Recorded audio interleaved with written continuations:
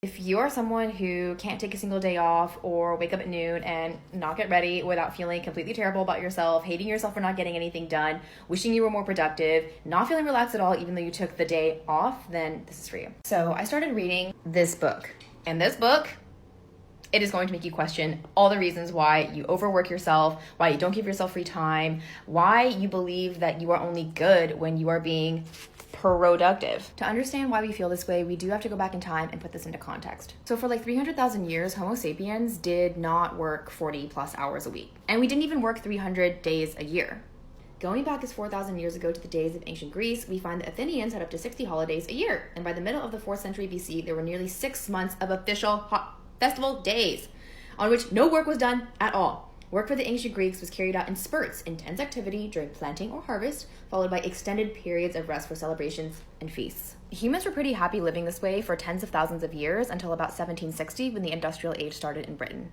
And up until the 19th century, only the wealthy could afford candles. So in the summer, the day was about 14 hours long, and in the winter, we only had 10 hours. So sundown, lights out. Now, the book does not try to suggest that you should go back to medieval England and be a serf on a plantation. Their quality of life definitely sucked. But even serfs, who were essentially servants, worked less than us right now.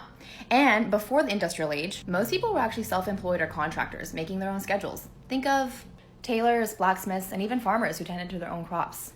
But then, factories came into the picture. Suddenly, your local glassblower couldn't compete with the glass factory.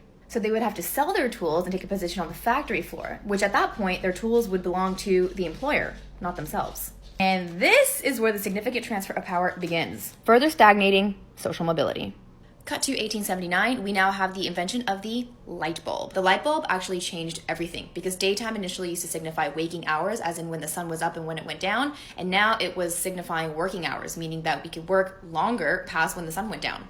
This is literally what led to labor unions. Workers were complaining that we should be working reasonable hours. These were not reasonable hours with the invention of the light bulb. We were now working past sundown. They were like, this is not okay. The fight over working hours has, from the start, been about returning to the kind of life we had for millennia. People marched and protested, and then was born the 8-hour workday. So then how did we go from hunger strikes and fighting policemen in the streets, fighting for these working hours, to answering emails voluntarily on a Sunday night and finishing up late at the office? Stay for part 2.